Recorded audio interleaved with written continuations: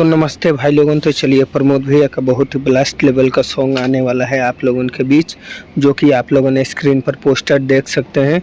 इस सॉन्ग का टाइटल रखा गया है अनमोल रतन, और ये कल सुबह में 7:15 पर ये सॉन्ग रिलीज होगा।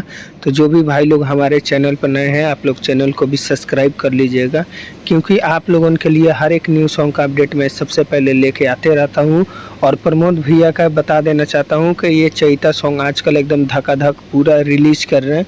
तो और भी चैता सॉन्ग रिलीज होने वाला है, उसका भी अपडेट मैं बहुत ही जल्द आप लोगों के बीच बताने वाला हूँ।